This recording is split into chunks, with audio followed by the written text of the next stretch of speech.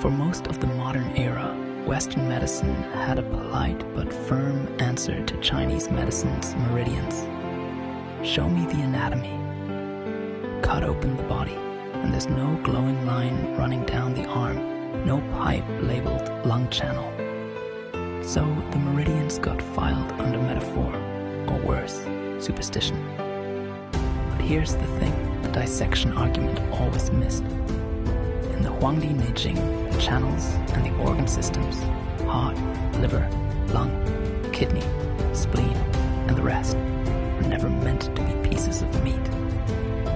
They're described as functional roles in a kingdom, as systems of flow and timing. Asking to find the lung meridian with a scalpel is like trying to find Wi-Fi by cutting open a router.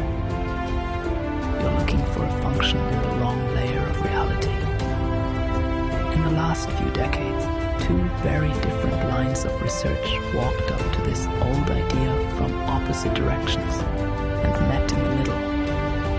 Everyone assumes the heart pushes blood like a pump, pushing water through pipes. But the math doesn't fully work. The heart isn't nearly strong enough to shove blood into every tiny vessel that way. The heartbeat isn't just a push, it's a wave. Each beat sends out a pressure wave, and the body's organs each have their own natural frequency, like a row of tuning forks. Blood gets distributed not by brute force, but by resonance. Each organ system rings in tune with a specific harmonic of the heartbeat and draws its share of circulation accordingly. In this picture, QI isn't mystical breath. It's the resonant wave itself, the organizing rhythm of circulation. The meridians become something like the channels of that resonance, the frequencies along which energy is tuned and delivered.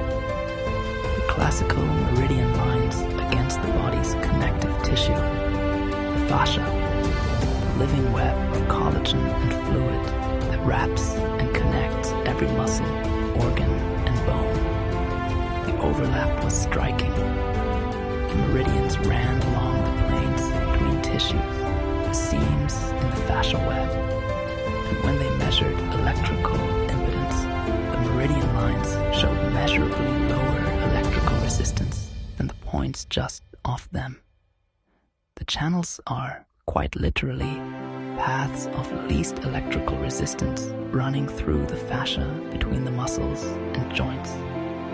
They even worked out why acupuncture grabs. The needle catches and wins the connective tissue, tugging on this continuous web, which is exactly why a tiny needle in your foot can send a signal felt somewhere completely different.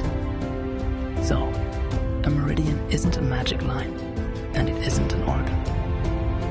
It's a low-resistance channel in your living connective tissue, along which a resonant wave organizes the flow of energy and circulation.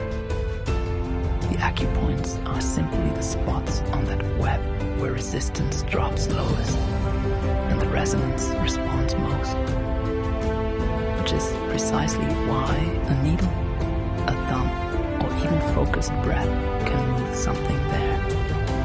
Your body was never made of separate parts waiting to break. It's a single resonant